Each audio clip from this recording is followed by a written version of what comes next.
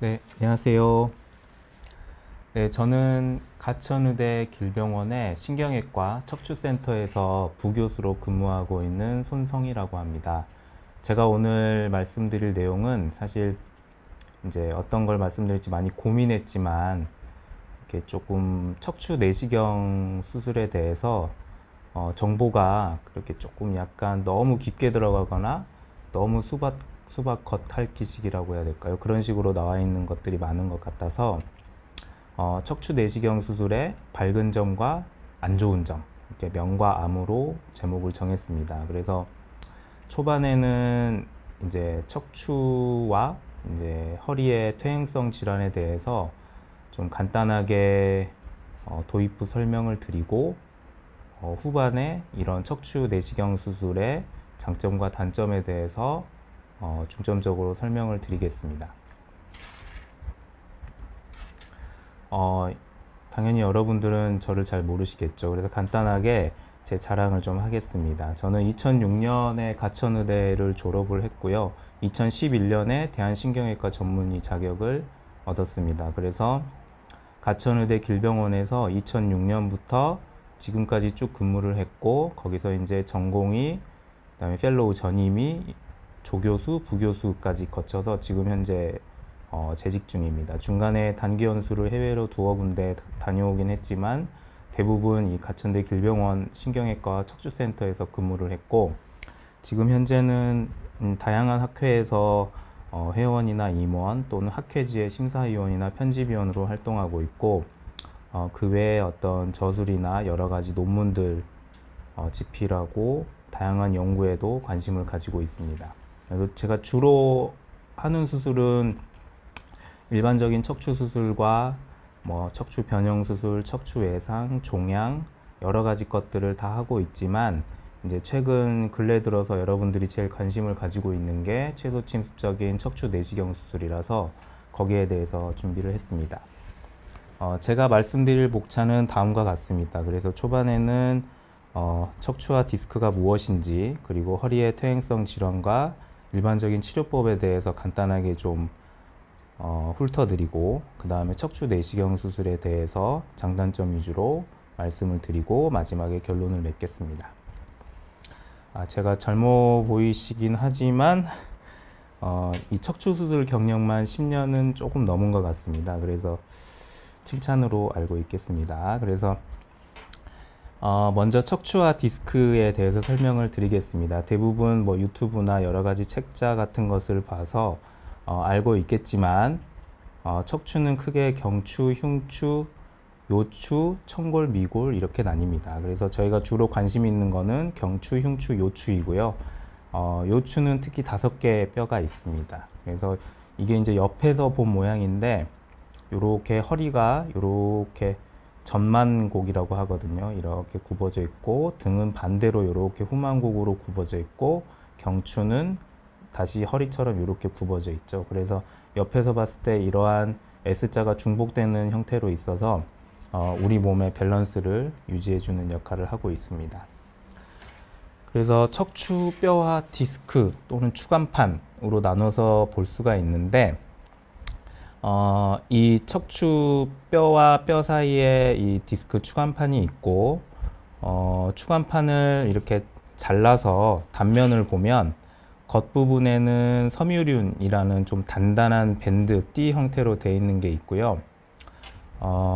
가운데 부분은 수액이라는 좀 약간 어떻게 보면 두부 같기도 하고 한 두부보다는 좀 질긴 약간 젤리 같은 그런 말랑말랑한 구조물이 있습니다. 그래서 이 추간판이 왜 중요하냐면, 우리 이제 뭐 팔다리 뼈는 그냥 긴 통뼈잖아요. 그래서 그 긴 통뼈가 그냥 어떤 강한 경성을 유지하고 어떤 구조를 지지해주는 역할을 하고 있는데, 척추는 우리 몸을 지탱하는 역할도 있지만 우리 몸이 자유롭게 이렇게 구부리고 펴고 옆으로 비틀고 그런 어떤 역할도 수행을 해줘야 되고, 또 하나 중요한 거는 우리 몸의 체중이 이제 중력에 따라서 이렇게 밑으로 내려가는 로딩, 부하가 있는데 그 부하를 잘 흡수를 해야 되는 역할이 있습니다. 그래서 그런 것들을 하는 게 이 추간판 디스크이고, 결국은 척추 뼈와 뼈를 연결하고 지지를 하고 오는 충격을 흡수하고 완충하는 역할도 하고 척추가 이렇게 움직이는 모션을 이렇게 유연하게 만들어주는 역할도 하고 종국에는 결국 우리 몸의 밸런스를 유지하고 항상성을 유지하는 역할을 하고 있습니다. 그래서 척추뼈 안쪽에 이렇게 신경이 있는데 머리에서부터 이렇게 신경이 다 이어져 있습니다. 그래서 이 경추와 흉추 쪽에 있는 부분을 우리가 척수라고 그러고 각 레벨에서 나오는 이 신경 가지들을 신경근이라고 부릅니다. 특히 허리 쪽을 이렇게 확대해서 보면 허리뼈가 5개가 있는데 그 중에 보통 성인 같은 경우에는 1번과 2번 허리뼈 사이에서 이렇게 척수가 끝나게 됩니다. 그래서 척수가 끝나는 이 부분을 원추 또는 원뿔이라고 부르고 결국은 허리 자체에는 척수가 있지는 않고 이 척수에서 축 떨어져 내려오는 신경근, 신경다발들 이런 것들이 각 레벨에서 이렇게 다리로 가게 됩니다. 그래서 이런 것들을 우리가 신경근이라고 부르기도 하고 마미총이라고 문둥그려서 부르기도 하고 있습니다. 그래서 단면을 봤을 때는 이렇게 앞쪽에 디스크가 있으면 가운데 신경 척수나 이런 신경 그 가운데 있는 신경관이 지나가는 통로가 있고 각 레벨에서 이렇게 신경근이 나오게 됩니다. 그래서 디스크나 협착증 같은 게 생겨서 이 가운데 있는 신경관을 누르거나 이렇게 각 레벨에서 나오는 신경근, 신경뿌리를 누르게 되면 관련된 증상이 나오게 되겠죠. 다음 말씀드릴 것은 우리가 이제 관심 있어 하는 허리의 퇴행성 질환, 즉 추간판 탈출증, 흔히 그냥 디스크라고 부르는 추간판 탈출증과 협착증으로 대변되는 이런 허리의 퇴행성 질환에 대해서 말씀드리겠습니다. 추간판 탈출증은 아까 말씀드렸던 그 추간판 디스크에서 가운데 있는 수액 부분이 이렇게 바깥으로 나오는 겁니다. 근데 바깥으로 나오는데 뒤쪽에 이 신경이 지나가는 통로 이쪽으로 주로 나와서 신경을 누르게 되면 문제가 되는 거죠.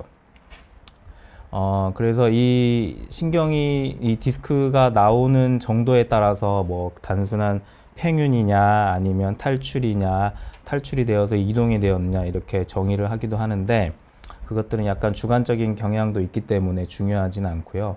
결국은 이렇게 추간판이 밖으로 이렇게 수액이 섬유륜을 뚫거나 섬유륜을 밀면서 이렇게 탈출이 되면서 신경을 누르면 그것 때문에 허리 통증이랄지 다리 통증이 발현된다는 것이고 MRI 소견은 전형적으로 다 이렇게 보입니다. 이 뼈와 뼈 사이에 디스크가 있고 디스크가 이 뒤로 하얗게 지나가는 신경을 탈출이 돼서 누르고 있죠. 그래서 이거는 옆에서 본 그림이고 이것은 이제 이렇게 잘라서 단면으로 본 그림인데 여기가 디스크이면 여기가 신경이고 추간판이 이렇게 탈출이 돼서 심하게 누르고 있는 모습입니다. 그래서 척추관 협착증과 추간판 탈출증을 굳이 비교를 하자면 추간판 탈출증은 이제 협착증에 비해서 젊은 연령 즉 뭐 30대, 20대에도 잘 발생하는 경향이 있고요. 협착증에 비해서 급성으로 생기는 경우가 많습니다. 뭐 어제 무거운 걸 들었더니 갑자기 다리가 저린다. 아니면 자고 일어났는데 갑자기 아프다. 아니면 어떤 사고가 나서 문제가 생겼다. 이제 그런 경우가 꽤 많죠. 그리고 일반적인 증상은 허리도 아프고 다리도 막 저리고 아프기도 하고 아니면 감각이 좀 무딘 느낌도 있을 수 있고요. 그리고 일반적으로 우리가 이제 치료를 나눌 때 보존적인 치료냐 아니면 수술이냐 그런 것들로 많이 나누는데 이런 보존적인 치료의 반응을 협착증보다는 조금 잘 하는 편입니다. 그래서 이런저런 치료들을 좀 시도를 해볼 수가 있죠. 그리고 이제 또 하나는 이 탈출된 디스크 자체가 세월이 지나면서 조금씩 녹아서 흡수되거나 없어지는 경우도 있습니다. 운이 좋은 경우죠. 이제 그런 경우처럼 자연회복이 되는 경우가 이렇게 흔하지는 않지만 종종 있을 수 있습니다. 문헌에 따라서 그 확률은 다르긴 하지만 어쨌든 자연회복 되는 경우도 있다라는 것입니다. 척추관 협착증은 이런 단순한 추간판 탈출증과 다른 것이 결국은 퇴행성 변화입니다. 전형적인 퇴행성 변화. 우리가 자동차 많이 몰면 타이어 마모되고 엔진 마모돼서 한 번씩 갈아줘야 되잖아요. 마찬가지입니다. 우리 척추도 많이 쓰면 쓸수록 세월이 가면서 닳고 문제가 생기게 되어 있습니다. 하지만 우리가 이거를 갈 수는 없는데 이렇게 추간판 간격이 줄어들고 뒤로 이렇게 조금씩 나오고, 그 다음에 뒤에 있는 이런 인대나 이쪽 뒤쪽에 있는 후관절 부분이라는 관절 부분이 두꺼워지면서 신경을 누르게 됩니다. 그래서 척추관 협착증은 어떤 일련의 퇴행성 변화의 과정들이 어떤 폭포수처럼 이렇게 흐름을 타고 생긴다. 그렇게 그런 설명을 이해를 하시면 될 것 같고, 결국은 추간판 탈출증처럼 이렇게 갑자기 생기는 경우보다는 오랜 세월 누적이 돼서 생기는 경우가 많죠. 그래서 MRI 같은 데를 보면은 이렇게 옆에서 봤을 때는 이렇게 하얗게 지나가는 신경이 중간에 이렇게 앞과 뒤쪽에서 모두 다 눌리는, 꼭 소세지 비엔나 소세지 그런 것처럼 이렇게 눌리는 부분들이 있고, 단면을 보면 이 신경관 지나가는 부분이 뒤쪽에 후관절이 두꺼워지고 인대가 두꺼워지면서 이렇게 콱 눌려서 거의 보이지 않는 심한 추간판 협착증 같은 소견을 볼 수가 있습니다. 그래서 추간판 탈출증과 비교를 하자면 주로 고령에 많고 대부분은 만성이겠죠. 그리고 증상은 탈출증과 비슷합니다. 허리 통증도 있을 수 있고 다리 통증, 다리 저린 것도 있을 수 있는데 조금 전형적인 게 파행성 보행입니다. 예를 들어서 우리가 뭐 100m 아니면 500m 버스 한 정거장 정도 걷다 보면은 다리에 힘이 빠지는 것 같고 저려서 쉬었다 가야 합니다 하는 게 우리가 전형적으로 말하는 신경인성 파행성 보행입니다. 이게 이제 척추관 협착증의 전형적인 증상 중에 하나이고요.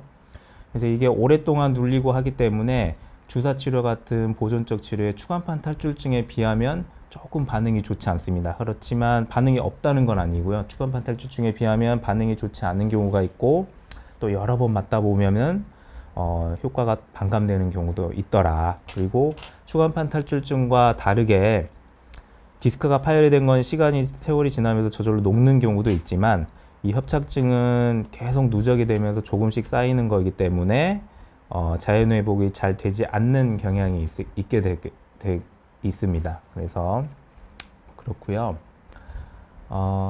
지금 질문들에 추간판 탈출증이 왜 생기는지, 유병률이 어떻게 되는지 이런 질문들이 있는데 잠시 후에 보여드리겠습니다. 그러면 우리는 왜 이렇게 허리에 주목하고 집착할까요? 왜냐하면 제가 문헌을 하나 보여드리겠습니다. 이게 25년간 수술한 누적 건수를 분석한 자료인데요. 그러니까 요추, 경추, 흉추로 나눴을 때 허리의 수술 건수가 70%에 육박합니다. 그리고 허리 수술 건수 70%인데 그 중에 디제너러티브, 그러니까 퇴행성 질환, 스파이널 스테노시스가 협착증이거든요. 디스크 허니에이션이 추간판 탈출증이고, 이 둘을 합한 게 60%가 넘습니다. 그러니까 모든 척추 수술 중에 허리의 추간판 탈출증과 협착증이 60%에서 70%에 이른다는 겁니다. 이거는 어마어마한 비율이죠. 웬만한 질환군에서 50%를 넘는 그런 특정 질환이 있다는 거는 굉장히 흔한 겁니다. 그래서 이렇게 흔하기 때문에 우리가 허리에 주목을 하고 있는 거고요.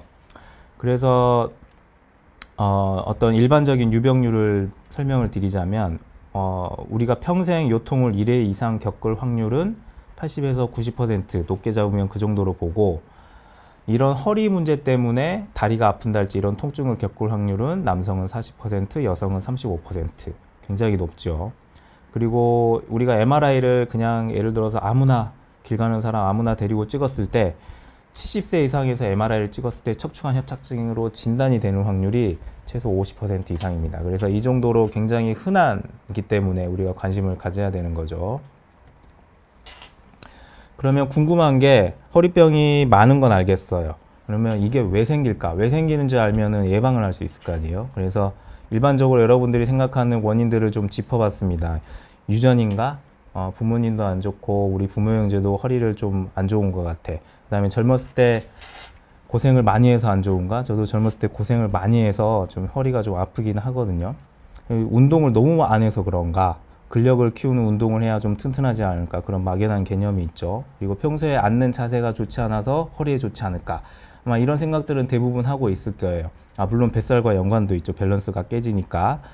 그런데 정답은 모두 맞습니다. 모두 다 이런 허리병의 발생과 연관이 있고, 그렇기 때문에 흔한 거고, 반대로 설명을 드리자면 정확하게 무엇 때문에 발생을 한다 라고 이렇게 딱 단정지어서 설명을 할 수가 없습니다. 굉장히 여러 가지 원인들이 복합되어서 나타나기 때문에 그만큼 치료 자체도 복잡한 경향이 있는 거죠. 그러면 최근 들어서, 그러니까 현대 사회에 들어서 이런 허리병이 급격히 증가하고 있는데, 제가 볼 때는 크게 두 가지 요인으로 볼 수 있습니다. 하나는 우리 현대 사회로 오면서 그러니까 생활 습관의 변화죠. 그래서 일반적으로 이렇게 사무직을 이제 많이 하게 되면서 컴퓨터를 보고 휴대폰도 보고 많이 앉아 있게 되고, 그러다 보면은 자세도 안 좋고 운동도 부족해지고 회식도 하고, 그렇게 되니까 악순환에 빠져서 비만도 생기고, 비만이 생기면 뱃살도 생기고 근육도 어떤 위축이 되고 하면서 당연히 밸런스 유지에 좋지 않겠죠. 이런 것들이 악순환이 되면서 허리병을 더 일으킨다고 보고 있습니다. 그러면 앉는 게 왜 좋지 않냐면 그 근거가 있습니다. 이 그림을 보시면 우리가 이제 그 허리 사이에 있는 디스크에 이렇게 수직으로 가는 하중 로딩을 비교를 해봤을 때, 우리가 서 있을 때 보통 요 정도 하중이 간다고 하면 좋지 않은 자세로 앉아 있으면 이렇게 더 늘어납니다. 보통 두세 배 이상까지 늘어날 수가 있죠. 그래서 디스크의 하중이 그만큼 늘어나면, 많이 가해지면 디스크는 힘들어지고 빨리 망가진다는 거죠. 특히 우리나라, 그러니까 동양이나 우리나라처럼 좌식 생활, 그러니까 바닥에 엉덩이를 깔고 앉는 거는 굉장히 좋지 않습니다. 그 자체가 바로 허리 디스크로 로딩이 가기 때문에 이제 그런 습관들이 결국은 누적이 돼서 허리병을 유발을 하는 거죠. 수면 자세 같은 경우는 어떤 딱 정해진 합의점이 있지는 않지만, 일반적으로 허리가 많이 안 좋을 때는 옆으로 눕는 것도 괜찮고, 똑바로 눕지만 허리에 약간 아주 얇은 수건을 개서 댄달치 해서 허리의 전만곡을 유지하는 그런 자세가 좋기도 하다고 알려져 있습니다. 그리고 두 번째, 우리가 허리병이 증가되는 두 번째 원인은 고령화로 들 수 있습니다. 전 세계적으로 이렇게 보면 65세 이상 인구 비율이 엄청나게 많이 늘어나고 있고, 특히 우리나라는 이미 초고령화 사회에 접어들고 있죠. 그래서 지금 현재 65세 이상이 이미 한 15% 정도 되고, 2050년이 되면은 거의 30% 이상이 65세 이상이라서 아마 허리의 유병률도 굉장히 늘어날 것으로 보이고 있습니다. 그래서 이렇게 고령이 되면 아까 말씀드렸듯이 퇴행성 변화가 결국은 오게 되어 있기 때문에 그만큼 허리병을 앓는 사람들이 많을 것입니다. 그러면 실제 우리나라 데이터인데 이게 2008년과 2016년에 비교했을 때 어느 연령에 이런 허리 퇴행성 질환이 가장 많냐, 허리 추간판 탈출증이 가장 많냐라고 따져봤을 때 2008년에는 주로 5, 60대였는데 2016년에는 약간 오른쪽 70대 쪽으로 약간 이렇게 시프팅 됐습니다. 그래서 그만큼 고령화 사이로 접어들면서 추간판 탈출증을 앓는 연령이 많아졌다는 거죠. 그래서 실제 환자의 토탈 N수는 50대가 가장 많습니다. 왜냐하면 인구 구조상 40, 50대가 가장 많기 때문에. 하지만 조 발생률이라 그래서 뭐 10만 명당 몇 명이 발생한다, 이제 그런 걸 따졌을 때는 당연히 80대 이상 또는 70대 이렇게 고령일수록 높아질 수가 있습니다. 그리고 척추관 협착증의 경우도 마찬가지입니다. 이거는 이제 전 세계 문헌을 모아놓은 자료인데, 증상이 있는 척추관 협착증은 70세에서 30%, 그 다음에 MRI를 찍었을 때 척추관 협착증이 있는 경우는 70대에서 40, 50% 이렇게 굉장히 흔하고, 80대에 갈수록 거의 막 80% 이상까지도 올라가게 되어 있습니다. 그래서 결국은 고령과 이런 허리병이 연관이 있고, 실제 이런 수술 건수를 연도별로 누적을 해보면, 이거는 일본 자료이긴 하지만 결국은 60대 이상의 고령에서 실제 수술 건수가 많더라, 이런 것들이고, 1988년부터 2012년까지 이렇게 건수를 봤더니 25년 사이에 3배 이상 급증을 했습니다. 그래서 어떤 병의 발생이나 수술 건수가 이렇게 25년 동안 3배 이상 급증한다는 거는 어마어마한다는 거죠. 이게 우리나라 코스피 주식처럼 이렇게 우상향하는 거는 좋겠지만, 이거는 주식이 아니라 우리 건강에 직결되는 문제라서, 이렇게 우상향하는 유병률 또는 수술 건수는 당연히 사회적으로도 사회경제적으로도 문제가 되겠죠. 그러면 일반적인 치료법을 말씀을 드리면 대부분은 알고 있는 사실이겠지만, 가장 1차적인 거는 휴식과 경과관찰, 두 번째는 소위 보존적인 치료. 그러니까 수술 외의 치료를 보존적인 치료라고 개념을 알고 계시면 됩니다. 그래서 가장 간단한 건 운동부터 물리치료, 약물치료, 주사나 시술 등이 있겠고, 그 외에 이제 마지막으로 수술적 치료를 고려할 수 있습니다. 내시경은 이런 수술적 치료에 포함이 됩니다. 그래서 주사 치료는 뭐 신경차단술, 경막의 주사, 꼬리뼈 주사 여러 가지 것들이 있는데, 이런 개념은 결국은 신경 주변에 약물을 주입해서 그 약이 염증 반응을 가라앉히는 겁니다. 왜냐하면 추간판탈출증에는 협착증일 때 주변의 염증 반응 때문에 신경이 자극이 돼서 이제 통증이 있는 거라서 그런 것들을 가라앉히는 거죠. 근데 주사 치료의 장점은 간단하고 뭐 그렇게 위해성이 심하지 않고 하지만, 단점은 뭐냐면 근본 치료는 되지 않는다는 거죠. 하지만 우리가 이제 뭐 아프다고 다 수술을 할 수는 없지 않습니까? 당연히. 그래서 이런 주사 치료를 당연히 해볼 법하고요. 시술 치료는 주사 치료에서 약간 조금 더 한 단계 더 나아간 것으로 보시면 됩니다. 그래서 뭐 카테터를 넣은달지 아니면 어떤 응고시키는 레이저 팁을 넣는달지 이제 그런 여러 가지 기술로 신경막의 유착을 박리시키고 어떤 디스크의 수액을 응축시키고 강화시킨다, 그런 개념입니다. 그래서 이렇게 약을 뿌리기도 하지만 거기에 추가적인 이런 물리적인 변화를 주는 경우가 시술이라고 볼 수 있겠습니다. 근데 이런 주사나 시술의 장점은 뭐 이렇게 막 뭐 절개하고 그런 게 아니니까 환자분들 입장에서는 좋죠. 편하고 그렇게 막 심각한 위해성을 가하는 것도 아니고. 하지만 이거의 이제 치명적인 단점은 근본적인 치료가 되지는 않습니다. 그래서 우리가 불이 이제 조그만하게 났을 때 꺼야 되는데 불이 확 커지면 이런 주사나 시술로는 한계가 있다는 거죠. 그러면 수술은 언제 하냐면, 일반적인 세계적으로도 그렇고 우리나라에서도 일반적인 합의사항은, 최근의 합의사항은 이렇습니다. 이런 주사나 시술 같은 비수술적 치료를 최소 4주 이상 적극적으로 했는데도 너무너무 아플 때, 적당히 아플 때는 굳이 수술 안 해도 돼요. 너무너무 아플 때. 그리고 점점 심해져서 막 보행이 안 되고 거동이 안 돼. 일상생활도 못 하겠어. 세수도 못 하겠어. 그럴 때는 이제 고려를 해야 되겠죠. 그리고 또 하나는 마비입니다. 뭐 발목이 이렇게 꺾이는 힘이 안 되거나 보행이 안 되거나, 그래가지고 우리가 일반적으로 근력을 0부터 5까지 0에서 5단계까지 체크를 하는데, 일반적으로 3단계 이하의 근력이 떨어져 있거나 아니면 근육의 위축이 있을 때 이런 수술을 고려할 수가 있겠고, 응급으로 수술을 고려할 때가 있습니다. 뭐냐면 마미총 증후군이라고 해서 신경이 눌려서 대소변이나 성기능에 장애가 생겼을 때는 최대한 빨리 해서 48시간 이내에 수술을 하는 게 경과가 좋습니다. 그래서 보시면 이렇게 마비가 있거나 마미총 증후군 이런 것들은 눈에 보이거든요.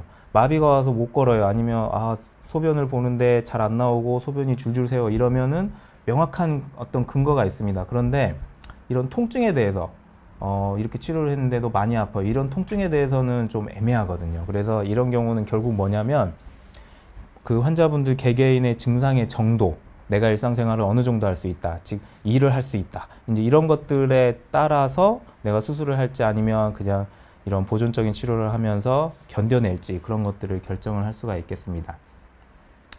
다음에 마지막인 방법이 이제 수술적인 치료인데, 보시면 이렇게 크게 절개해서 크게 열어가지고 보는 수술도 있고요. 그 다음 일반적인 게 현미경으로 보는 수술입니다. 그래서 이렇게 조그만한 직경이 가느다란 이런 견인기를 끼워서 현미경으로 보통 15배, 10배 이상까지 확대가 되거든요. 그래서 그 확대를 해서 신경 주변의 문제를 해결하는 현미경 수술이 있고, 마지막으로 개발이 된 이런 내시경 수술이 있습니다. 그래서 이쪽으로 이렇게 갈수록 점점 최소 침습, 그러니까 주변의 조직을 해치지 않는 거죠. 그런 수술법이 되는 거고, 그럼 척추 내시경 수술이란 뭐냐 보시면, 이제 정통적으로 이런 내시경 튜브와 내시경 이런 장비들을 사용을 해서 절개를 하긴 하는데 굉장히 작죠. 5mm에서 1cm 정도.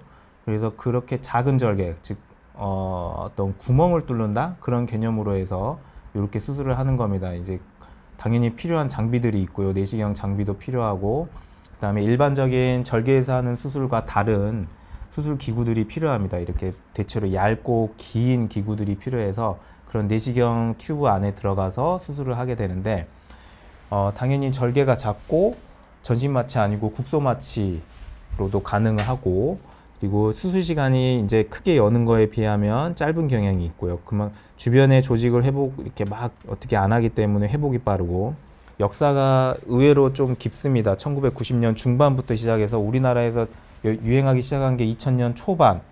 그렇기 때문에 역사가 생각보다 깊고요.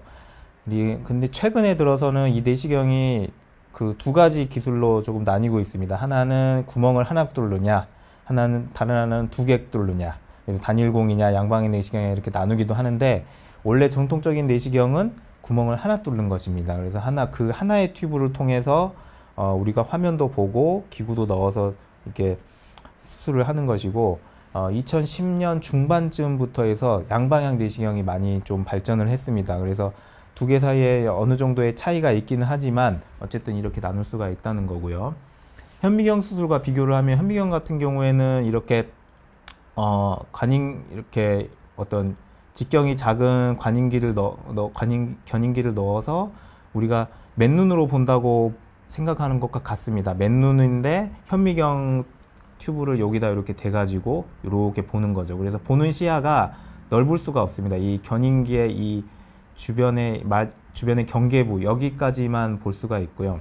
근데 내시경 수술은 더 가느다란 튜브지만 이거를 우리가 움직일 수가 있거든요. 요렇게도 봤다가 요렇게도 보고, 이런 양방향 내시경도 두 개를 넣어 가지고 하나는 보고 하나는 수술을 하고, 그래서 이 수술할 수 있는 범위가 현미경보다 훨씬 넓습니다. 넓고 더 가까이에서 보기 때문에 더 이렇게 자세하게 볼 수가 있죠. 자세하게 볼 수가 있고, 그렇기 때문에 막 크게 열 필요가 없는 거예요. 구멍만 뚫어서 할 수 있는 거죠. 그러면 먼저 척추 내시경 수술의 좋은 점을 말씀을 드릴게요. 아까 말씀드렸듯이 이렇게 크게 열고 하는 수술에서부터 구멍만 뚫는 이런 내시경 수술로 이제 시간이 가면서 발전을 했는데, 요약하자면 내시경 수술의 장점은 이겁니다.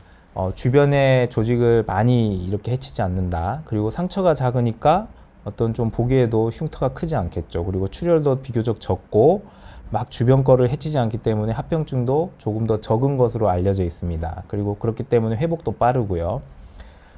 그리고 예를 들어서 뭐 유합술 같은 경우에는 주변의 인접 부위 증후군처럼 장기적인 합병증이 발생할 수 있는데 그것들을 막을 수가 있고, 그리고 최근에는 이런 장비랄지 수술 술기 같은 것들이 이제 여러 선생님들이 하다 보니까 많이 발전을 했습니다. 그래서 옛날 2000년 초반의 전통적인 어떤 적응증에 비하면 지금 현재 적응증은 많이 넓어졌습니다. 그래서 웬만한 것들은 내시경으로 해결을 할 수 있고요. 빠른 회복이라는 거는 단적으로 말해서 예를 들어서 수술을 했다 그러면 다음날 퇴원을 할 수도 있습니다. 다음날 퇴원을 하거나 뭐 하루 이틀 쉬다가 퇴원을 하거나, 직장 복귀도 그만큼 조금 더 빨리 할 수 있는데, 추간판 탈출증 같은 경우는 그래도 이거는 절개는 적긴 하지만 수술이긴 하기 때문에 재발을 막고 좀 회복을 하기 위해서 한 4주 정도는 쉬기를 권해드리긴 하지만, 그래도 일상생활은 어떤 현미경 수술에 비하면 훨씬 더 빠르게 복귀를 할 수가 있습니다.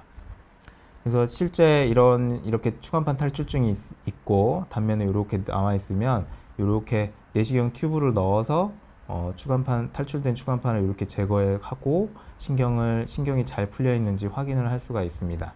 그래서 수술 후에 이렇게 잘 제거가 되어 있고, 이 상처 크기는 5mm 정도입니다. 우리 손톱 뭐 절반도 안 되는 그 정도 크기이고요. 그래서 실제 제가 예전에 이 현미경 수술과 내시경, 그러니까 추간판 탈출증에 대해서 현미경 수술과 내시경 수술 비교한 적이 있는데, 4주 이상 또는 6개월 이상의 어떤 장기적인 결과, 그러니까 재발률이랄지 통증의 호전 정도 또는 수술에 관련된 합병증 확률, 그런 것들은 큰 차이는 없습니다.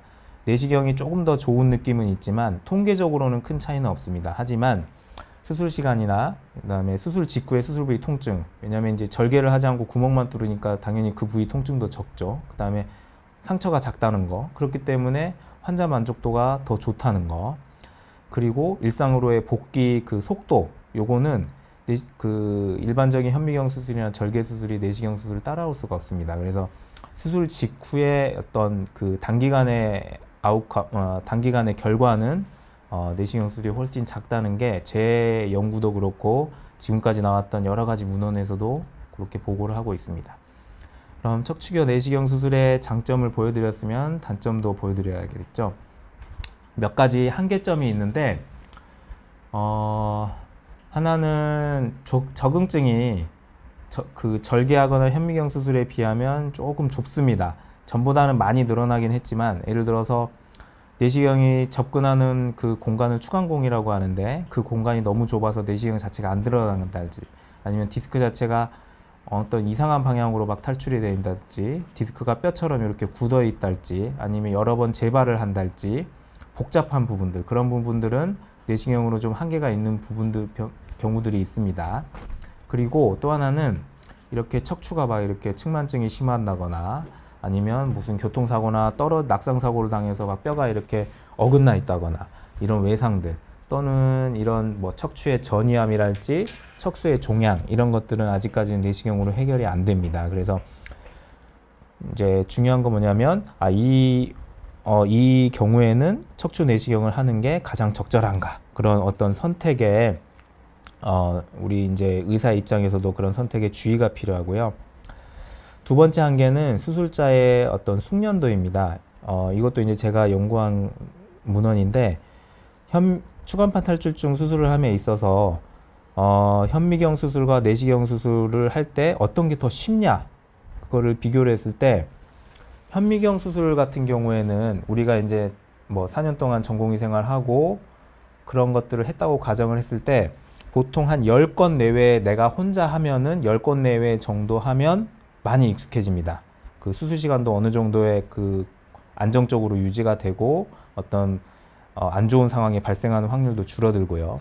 그런데 이런 내시경 수술은 기존의 문헌도 그렇고 제가 연구한 바에 따라서도 그렇고, 일반적으로 25에서 30건 정도는 해야 되고, 좀 엄격하게 잡는 문헌들은 50건에서 100건 그렇게 잡기도 합니다. 그래서 결국은 이런 수술자의 숙련도, 얼마나 많이 임상 경험이 있고 오랫동안 해왔느냐, 이 내시경 수술에 얼마나 익숙하냐, 그런 거에 따라서 결과가 조금 다를 수 있기 때문에 이런 수술자의 임상과 수술 경험은 필수적이라고 할 수 있겠습니다. 다음에 또 이제 마지막으로 말씀드릴 한계는 부작용입니다. 부작용이나 합병증. 다른 수술들처럼 내시경 수술도 당연히 부작용이 있고, 우리가 이제 한 25년 전부터 이렇게 척추 내시경 수술 관련한 문헌들을 검색을 해보면 이렇게 많이 늘었습니다. 특히 근래에 많이 늘었어요. 그것처럼 관련된 합병증도 그런 건수랄지 어떤 관련된 문헌들을 보면 이렇게 많이 늘었습니다. 이런 아주 우량한 성장주 느낌. 그런데 이렇게 보면 여러 가지 합병증들이 많이 있지만, 내시경에 특화된 내시경만이 나오는 그런 합병증들이 몇 가지가 있습니다. 하나는 뭐냐면, 우리가 내시경을 접근을 할 때 보통 옆으로 이렇게 접근하는 경우가 많은데, 이렇게 나오는 탈출신경이라는 부분이 있습니다. 이 사이를 비집고 이렇게 들어가야 되거든요. 그런데 하다가 이 탈출신경이 다치는 경우가 있습니다. 이런 경우가 드물게 생길 수가 있고요. 이 확률은 문헌마다 다릅니다. 높게 잡는 문헌은 10% 내외로 보기도 하고, 어떤 문헌은 뭐 1%로 안 되게 보기도 하고, 그거는 이제 수술자의 어떤 경험이나 아니면 이 탈출신경의 손상을 어느 정도로 정의를 할지, 살짝만 뭔가 좀 찌릿한 느낌만 있어도 손상으로 볼 거냐, 마비가 있어야 손상으로 볼 거냐, 이제 그런 기준에 따라서 조금씩 달라지겠지만, 어쨌든 이런 경우들이 있고, 요거는 제 경우는 아니지만 어쨌든 이렇게 탈출신경이 손상이 돼서 이렇게 하얗잖아요. 그렇기 때문에 통증이나 마비가 발현이 될 수 있습니다.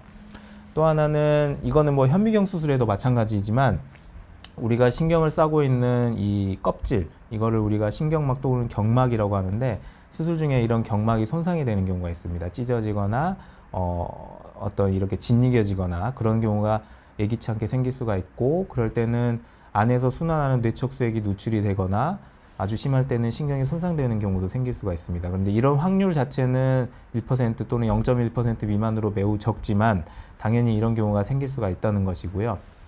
또 하나는 수술 중에 출혈이 생기거나 수술 후에 그 수술 부위에 출혈이 생기는 경우입니다. 이것도 어떤 수술이든 따라다니지만, 특히 내시경 같은 경우에는 수술 시야가 굉장히 이렇게 좁기 때문에 피가 조금만 이렇게 나도 벌겋게 이렇게 번지는 영상으로 수술이 조금 힘들어지는 경우도 많은 경우가 많고, 극히 드물지만 이렇게 수술한 부위에 혈종이 크게 생기는 경우도 있습니다. 그래서 이런 경우는 0.1% 미만, 굉장히 드물고요. 또 하나 이제 마지막 우리가 걱정하는 게 뭐냐면, 과연 절개해서 이렇게 확실하게 현미경으로 보는 거랑 내시경 이렇게 조그맣게 해서 보는 거랑 비교했을 때 좀 불확실하지 않을까, 수술이 좀 제대로 안 되지 않을까, 이제 막연한 그런 불안감들이 있습니다. 그래서 전에 이제 15년에 나온 문헌들에 보면 10,000건 이상 수술 중에 우리가 생각할 수 있는 어떤 불완전한 감압, 디스크가 조금 덜 제거됐다 할지 이제 그런 확률을 따져봤을 때 한 4%, 3에서 4% 정도 보고 있는데, 이건 역시 수술자의 이제 숙련도에 따라 다르겠죠. 많이 이제 경험이 많은 사람들은 불완전한 수술될 확률이 당연히 훨씬 적겠고, 경험이 적은 경우에는 그러지 않을 테고, 그리고 이제 디스크 같은 경우에는 이렇게 겉으로 보기에는 조금 나와 있지만 그 밑으로 더 큰 덩어리가 이렇게 달려 있는 경우가 있거든요. 이제 이런 것들을 경험적으로 수술자가 알고 있어야 이런 불완전한 수술을 막을 수 있겠죠. 그래서 마지막으로 정리해서 말씀을 드리자면, 우리가 그 추간판 탈출증이나 협착증으로 대변되는 허리병은 생각보다 흔하고 누구에게나 닥칠 수가 있습니다. 저도 마찬가지고. 그런데 이런 허리의 척추 내시경 수술은 현재까지 나온 여러 가지 수술 테크닉 중에 가장 최소 침습적이고 확실한 수술법입니다. 그런데 제가 여기 태극기 그려놨죠. 이게 왜 그러냐면, 글로벌하게 전 세계에서 이 척추기 내시경 수술 제일 잘하는 나라가 어디일까요? 바로 우리나라입니다. 우리나라가 제일 선구자적인 역할을 하고 있고, 아직까지는 그래도 어느 나라도 우리나라를 못 따라오고 있습니다. 뭐 여러 가지 원인이 있겠지만 어쨌든 우리나라가 이 척추 내시경 수술에는 자부심을 가져야 되고요. 그래서 몇 가지 이제 팁을 말씀을 드리자면, 수술이 필요한지에 대해서 심층적으로 사진도 찍고 MRI 같은 사진도 찍고 면담을 해서 가장 적절한 치료법을 찾아야 됩니다. 그리고 수술이 꼭 필요한지 그거에 대해서 당연히 확인을 받아야 됩니다. 그래서 필요하면은 병원을 한 군데만이 아니고 한 두세 군데 정도 다니면서 두 번째, 세 번째 의견을 들어보는 것도 한 도움이 되겠고요. 그렇다고 막 여러 병원 전전하면서 그럴 필요는 없고 한 두세 군데 정도면 충분하지 않을까 싶습니다. 그 다음에 수술을 하려고 생각을 했다. 특히 척추 내시경을 하려고 생각을 한다면 내가 이 척추 내시경 수술에 적합한 적응증인지를 확인을 해야 됩니다. 그리고 결국은 그 척추 내시경 수술도 할 수 있고 다른 일반적인 큰 수술도 할 수 있고, 그런 이제 수술자에게 찾아가서 척추 내시경 수술이 적합한지 확인을 받아야 되겠죠. 무조건 이게 최소 침습적이고 좋다, 그래서 가서 척추 내시경 수술 해주세요 한다고 해서 그게 해결되는 건 아니니까요. 이게 적합한 수술인지를 당연히 확인을 해야 되겠고, 그러기 위해서는 본인에게 맞는 그런 수술자나 집도의의 풍부한 임상과 수술 경험은 필수적이라고 할 수 있겠습니다. 네, 그래서 제가 말씀드린 내용은 여기까지고요. 지금까지 해주신 질문들을 좀 볼까요? 처음 시작할 때 PPT 직접 만드시냐고. 네, 대부분 제가 직접 만들고요. 여러 가지 문헌들 찾아서 추가하기도 하고, 이전에 만들었던 PPT 내용을 같이 섞어서 쓰기도 하고, 어쨌든 직접 만듭니다. 그리고 두 번째 질문 해주신 게 척추 측만증이 경하게 있는데 필라테스에도 괜찮습니까? 네, 필라테스는 일반적으로 좋은 운동입니다. 필라테스에 제가 볼 때 필라테스의 두 가지 개념이라고 보는데, 하나는 유연성, 하나는 코어 운동이라고 보거든요. 측만이 있든 없든, 또는 허리병이 웬만한 좀 약간 허리가 아픈다 할지 그 정도일 때는 필라테스가 괜찮은데, 주의할 점이 있습니다. 예를 들어서 내가 추간판인 디스크가 터져가지고 탈출증이 생긴 지 얼마 안 됐다. 그럴 때는 필라테스는 사실 좋지 않습니다. 왜냐하면 허리의 자체 우리가 움직이는 이런 모션을 과하게 주기 때문에 어떤 통증이나 추간판 탈출증의 정도를 악화시킬 수가 있습니다. 그럴 때에는 필라테스 전체보다는 그 중에서 허리의 모션이 그러니까 막 뒤로 꺾고 그런 요가처럼 그런 거를 제외한 허리 코어 엑서사이즈, 코어 운동만 하는 그런 동작만 하면 큰 도움이 될 것이라고 보고요. 그 다음에 또 질문이 척추 내시경 회복 기간, 아까 말씀드렸듯이 술기에 따라서 조금씩 다르지만 입원 기간은 한 수술 전에 입원해서 수술 후에 퇴원한다고 생각하면 한 보통 일반적으로 3박 4일, 2박 3일 그 정도 보시면 되고요. 추간판 탈출증은 그 원인에 대해서는 아까 말씀드렸죠.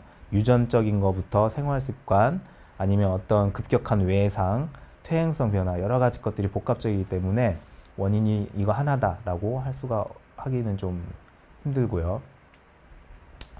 어떤 자세나 아니면 어떤 뭐 핸드백을 오래 맨달지 어떤 특정 자세를 너무 오래 하면 허리가 끊어지듯이 아프다. 근데 이거는 당연히 자세 자체가 안 좋기 때문에 허리 통증을 유발을 시키는 건데, 우리가 여기서 제가 말씀드리는 추간판 탈출증이랑은 약간 개념이 다릅니다. 추간판 탈출증은 그러니까 흔히 말하는 디스크는 안에 있는 수액이 밖으로 터져서 흘러나와서 신경을 눌러서 문제가 되는 것이고, 우리가 일반적으로 오래 앉아 있거나 어떤 특정 자세 또는 좀 자고 일어났더니 허리가 아프다, 이런 것들은 대부분은 디스크가 터져서 흘러나온 게 아니라 터져서 나오더라도 살짝 나오거나, 아니면 다른 근육의 문제, 아니면 추간판 어떤 디스크 자체 특정 부분이 유독 퇴행성 변화가 심해서 그런 로딩에 민감할 때, 그럴 때 이제 이런 갑자기 허리 통증이 악화되는 경우가 생길 수가 있습니다.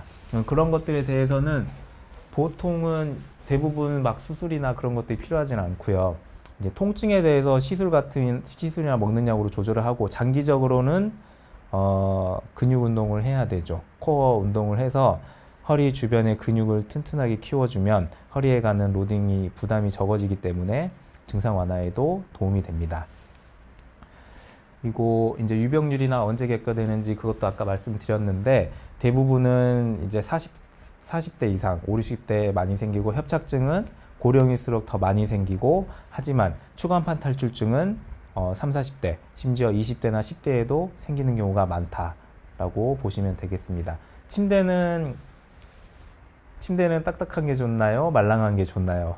이런 질문 하셨는데, 어떤 명확한 어떤 의학적인 근거가 있지는 않지만 일반적으로 말랑말랑한 침대가 좋다고 보고 있습니다.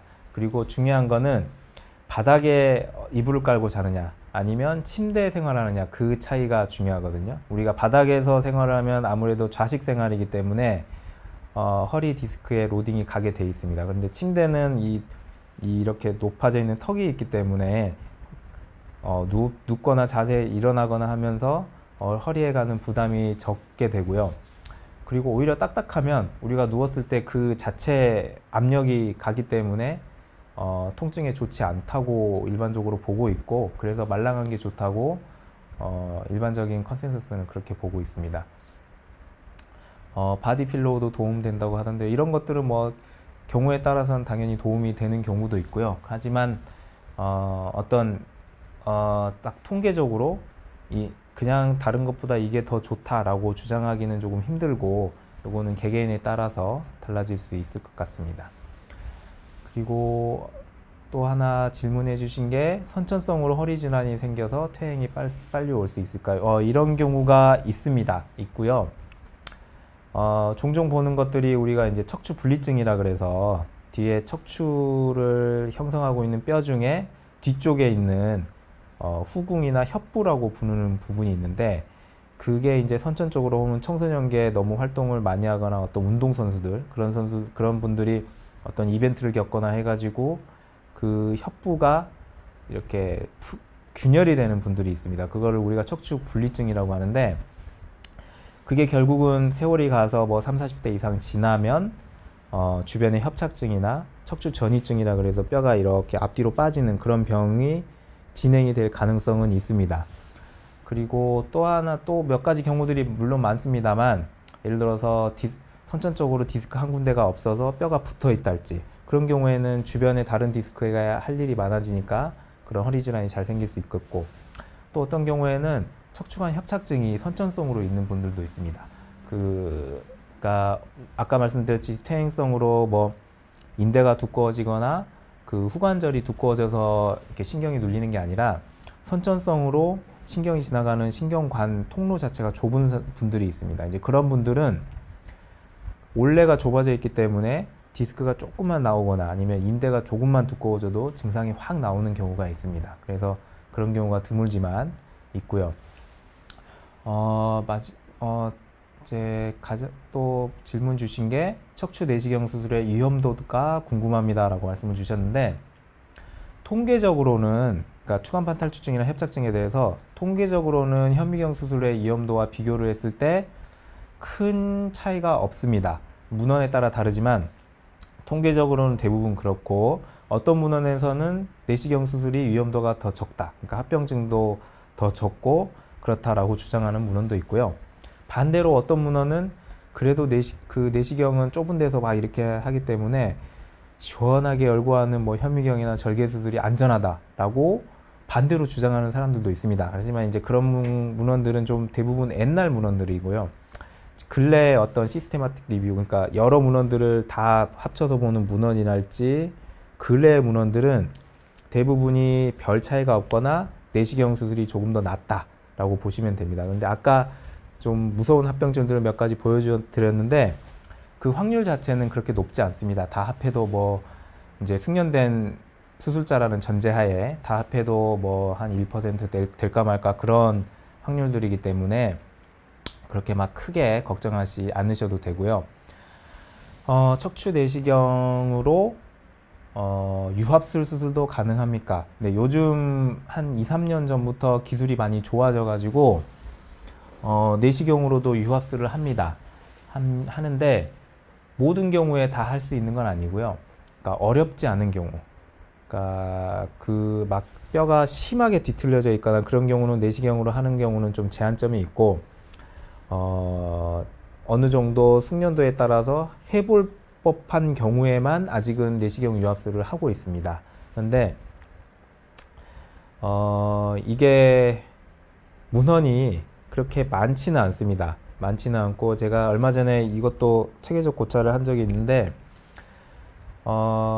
주로 우리나라와 중국에서 많이 하거든요. 그런데 이 내시경 유합술 같은 경우에는 아직은 조금 초창기라고 해야 될까요? 아직 그 기술이 완전히 다 발전을 하지 않은 상태예요. 그래서 유합술 자체는 가능하지만 내가 이 척추 내시경으로 유합술을 하느냐, 요거는 그 전문으로 하는 전문가에게 가서 확인을 해야 됩니다. 그런데 어쨌든 결론적으로 아직까지는 유합술에 대해서는 공통된 의견, 공통된 어떤 합의점이랄지 문헌은 유합술에 대해서는 현미경과 나사못, 뭐 나사못을 할 때도 크게 절개해서 하느냐, 피부를 통해서 하는 경피적 나사못이냐 이렇게 나뉘긴 하지만 어쨌든 그런 현미경 수술이 아직은 일반적인 테크닉이고, 거기에 이제 지금 막 내시경을 이용한 유합술 수술을 조금씩 하고 있습니다. 그 다음에 엔젤님께서 협착증은 나이 들면 대부분 생기나요? 그리고 느끼는 증상은 사람마다 다른가요? 통증의 정도가. 그리고 시술이나 수술 없이 괜찮은 분도 있는지요? 자, 요것도 아까 제가 슬라이드로 말씀했던 부분과 조금 겹치는 내용인데, 퇴행성 질환이기 때문에 우리가 다 피해갈 수는 없습니다. 피해갈 수는 없고 많이 생기고요.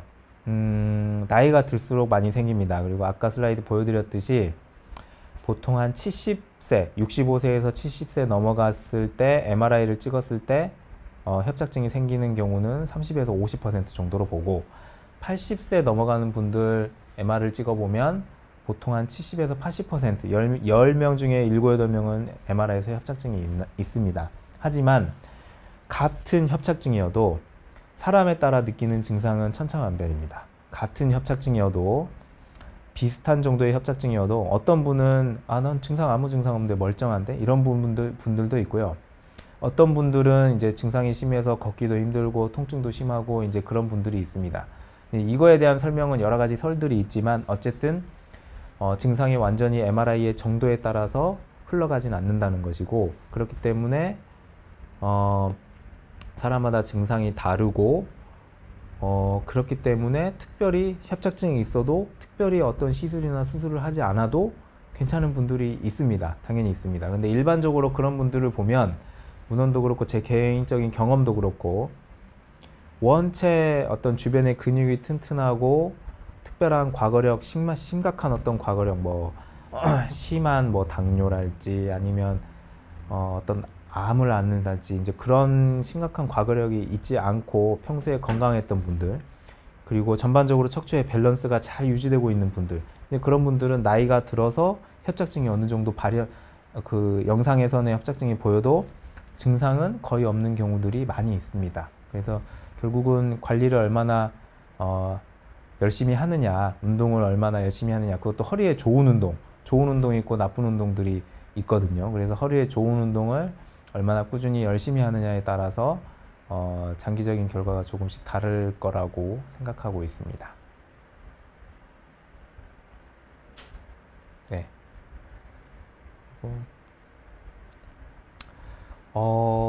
아까 질문 주신 분이 방금 또 질문을 주셨는데요. 80세 이신 것 같아요. 본인이신지 보호자분인지 모르겠지만 측만증과 협착증이 있으면 반드시 유압수를 해야 됩니까? 라고 질문을 주셨는데 당연히 아닙니다. 이거는 반드시라고 볼 수는 없고요. 당연히 환자의 증상과 환자분의 전반적인 컨디션, 결국은 이게 수술이기 때문에 그런 컨디션에 따라서 선택이 달라질 수가 있습니다. 그래서 수술을 견딜 수 있고 그 협착증에 의한 증상이 매우 심하다. 한마디로 내가 80세지만 이 협착증만 해결이 되면 잘 생활할 수 있을 것 같다.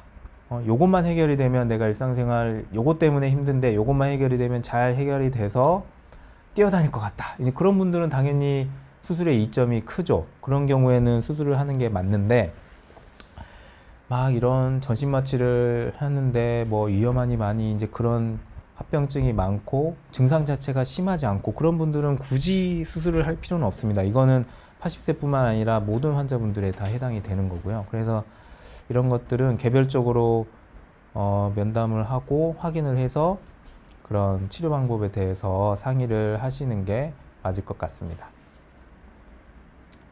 네. 네. 이상 지금까지 저는 가천대 길병원 신경외과 손성이었고요. 일반적인 허리의 퇴행성 질환에 대해서 좀 알려드리고 특히 척추 내시경 수술의 장단점에 대해서 설명을 드렸습니다. 그래서 여러분들께 부디 조금이나마 도움이 되기를 부탁드리고요. 어떤 치료법을 결정하거나 아니면 병원을 갈 때 막 뭐 허리에 뭐 손대면 안 좋다더라, 한번 손대면 계속 손대게 된다더라, 이제 그런 아주 부정적인 주변의 의견들도 많잖아요. 또 반면에 이거 수술만 하면 다 낫는다더라, 한 번만 하면 다 완전 깔끔하게 해결된다더라, 이렇게 너무 또 긍정적인 의견들도 있고. 하지만 확실한 거는 여러분들이 어떤 막연하게 두려움이나 막연하게 너무 이렇게 좋은 쪽으로만 생각할 필요는 없고 내 상태가 정확하게 어느 상태인지 그런 것들을 정확하게 파악을 하는 게 우선이거든요. 그렇기 때문에 내가 허리에 이제 문제가 있는 것 같다 그러면은 한 번쯤은 병원을 가셔서 전문가와 상담을 하셔야 되고, 그거에 대한 적절한 치료법과 만약에 수술을 하게 된다면 가장 적절한 수술은 무엇인지에 대해서도 당연히 전문가와 상의를 하기를 당부드리고, 조금 어떤 신뢰성에 문제가 있다면 병원을 한 군데만 가는 게 아니라 한 두세 군데 정도, 너무 여러 군데 가는 것도 사실 문제가 있거든요. 그래서 한 두세 군데 정도, 뭐 예를 들어 뭐 척추 전문병원 아니면 대학병원 이런 식으로 약간 교차하는 식으로 해서 면담을 해보면 어느 정도 윤곽이 잡힐 겁니다. 그래서 여러 가지 문제가 있는 환자분들도 그렇게 본인의 질환에 대해서 잘 파악을 하고 좋은 치료를 받으시기를 기원하겠습니다. 네, 감사합니다.